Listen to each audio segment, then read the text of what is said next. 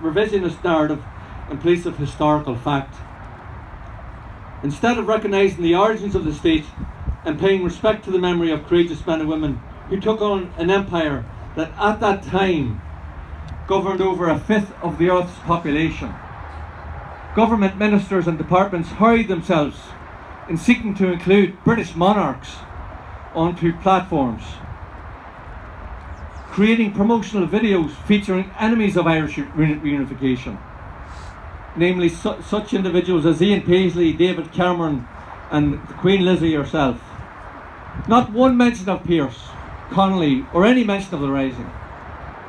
And more recently, despite efforts by developers colluding with city planners to demolish a large swathe of property in Dublin City, recognised by historians as a battlefield site during Easter week at Moore Street, relatives of the heroes of 1916, a formally constituted organisation, secured a High Court victory to have this area of Moore Street preserved after an astonishing 10-year planning debacle that could have been easily resolved many, many years ago. Examples are plentiful, and I could go on at length as to how those in authority would quicker adopt a pro-British storyline to the actual events and tragic outcomes for those attempting to free our country. Truly a case of them suggesting, for fear that they would insult the great and the good of the British monarchy, whatever you do, don't mention the war. Thankfully today, progressive and increasingly unified voices are intent on reversing the damage done by previous governments who denied the proclamation by overseeing the partition of Ireland, embedding inequality and the forfeiture of natural assets and resources, robbed of ownership by the people and their rights and royalties sold off to the highest bidder. The days where the ethos and objectives enshrined within Irish republicanism and ignored by successive governments are numbered, as witnessed with the recent general election results that saw a phenomenal 60% increase in Dáil seats secured by Sinn Féin representatives. And further to that, the shattering of the dominant holds that Fine Gael and Fianna Fáil have traditionally secured over too many years. Across the island of Ireland, Sinn Féin are now the largest political party. This generation of Republicans are moving forward to build a true republic that will lead citizens and friends of liberty and justice into United Ireland.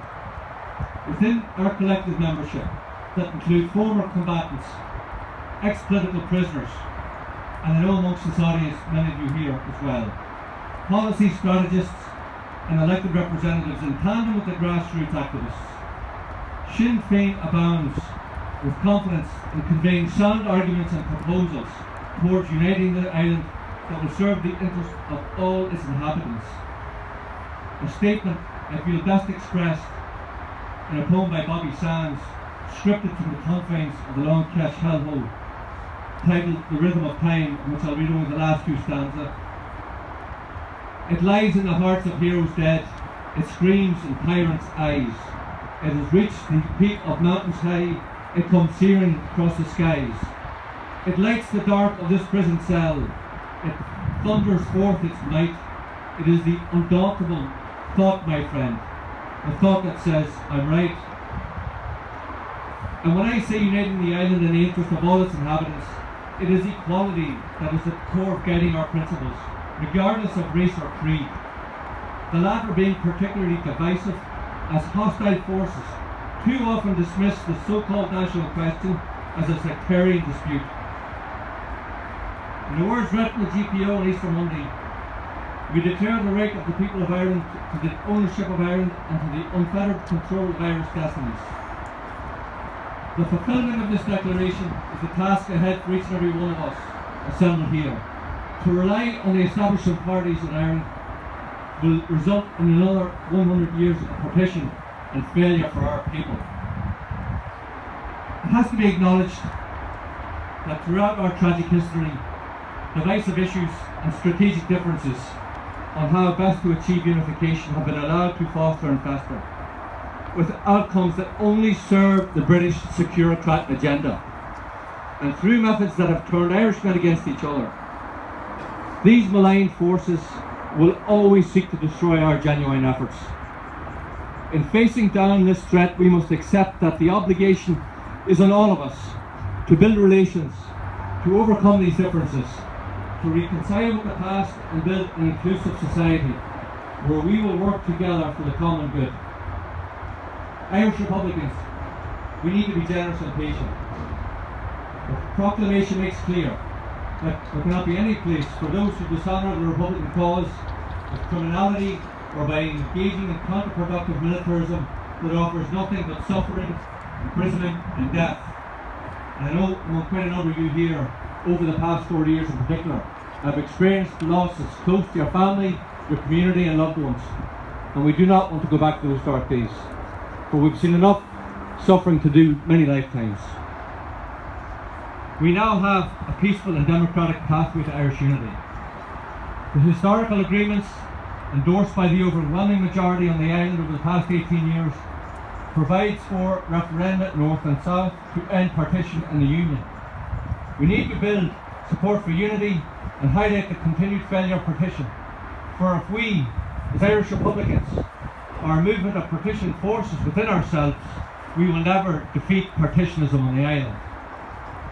To quote Belfast native Joe Cahill, who in 1942 was hours away from the hangman's noose, where he had a colleague, Tom Williams, executed.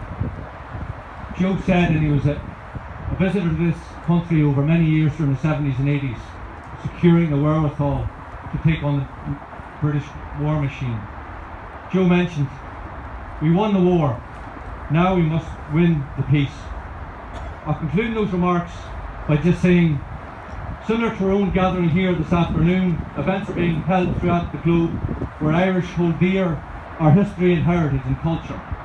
And as I mentioned, Chicago last night, where I attended the annual dinner dance. Next month, a similar occasion will take place here in New York on the actual physical anniversary, as we know, of the Easter Rising around the April 23rd weekend. Clan Gael here, in association with associate groups and Irish Northern Aid, are coming together in New York to host the centenary dinner dance that I believe, in talking to Danny and others, that is attracting a large interest. I encourage people to take the interest in attending, and if not in a position to do so, to take any effort over the coming weeks, months, years ahead, to take any opportunity through a cultural endeavour, history, remembrance events such as this, through whatever organisations, GAA, drama groups, anything at all, and not only proclaim your heritage and culture, but proclaim the fact that every opportunity. The work of 1916 is yet to be fully achieved, and it's up to each and every one of us to ensure that through our lifetimes, and I make the appeal especially to young people, as I refer to the old guard, and God knows I'm not looking over at Paddy Dolan, where is he? There's plenty of us old guard about here today, but it's on the young people here that we rely in the future to secure the final conclusion and outcome that these men died for, men and women fought and died for in 1916.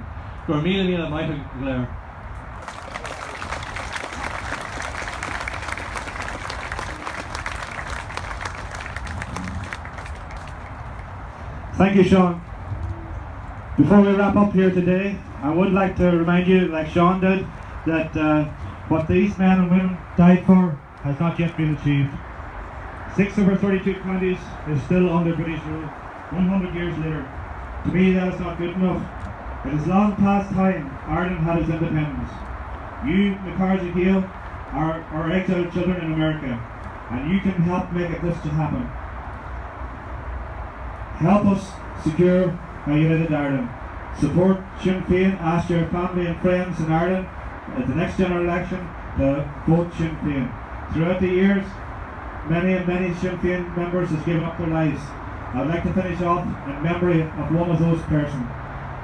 40 years ago this year, the Vice President of Sinn Féin lay in hospital in Belfast, and whilst she lay in hospital in Belfast, she was attacked and murdered by loyalist death squads.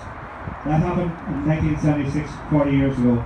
So I'd like to remember County Down native Vice President of Sinn Féin, Maura Drum.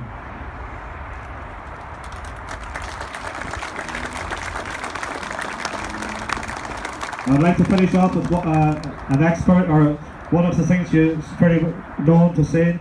What Maura said at one time was, we must take no steps backward. Our steps must be onward. For if we don't, the martyrs that died for you, for me, for this country, will haunt us forever. And that was stated by Maura Drum. Finally, I'd like to thank everybody for coming here today. I'd like to thank the members of the Colour Party for doing a good job. I'd like to thank the Throne Pipe Band for coming here every year, this last number of years, led by John McManus. I'd like to thank Sheena Mullen for singing the national anthems. I'd like to thank Victor Cunning for PA system, and as again, you people for showing up here today. This is not something we did for the 100th anniversary. We've been here a lot of years before, and we intend to be back here next year again. So hope to see us all next year. There's a social to follow after this in Luke Kelly's bar on 69th Street. If you can, stop by. But as Sean said a little while ago, we're having a major function on the 23rd of April in Leonard's of Gritnag. So if you can make it, come, let some of the committee know and we'll make reservations for you. So again, thank you all, and happy Easter to everybody, and Bera Abiu. Just wrapping up, I'm going to ask Victor to sing a song. It's a very appropriate song for this evening. It's called Wrap the Green Flag Round Me Boy. After Victor's finished, I would like the people up on the roadway to make room. The Colour Party is going to be making a turn and going back out where we come in, just a little bit up. So after Victor's finished singing, I would like to ask people to move off the tarway onto the green so the Colour Party can make way out. Thank you all again, and happy Easter.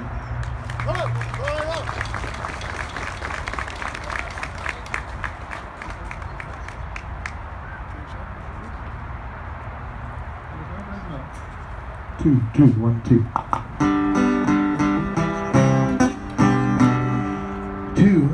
This particular song was written by a guy called O'Reilly, John Kevin O'Reilly.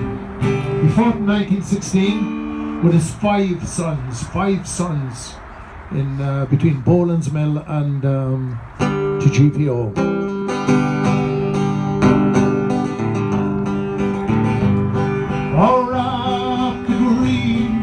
Around me, boys, the cry is far more sweet. When Aaron's emblem, no brown boys, to be my whining sheep. And in life I love to see it wave and follow where it led. But now my eyes grow dim, my hand what grasp its last bright shred. So wrap the green flag around me, boys, the night is far more sweet.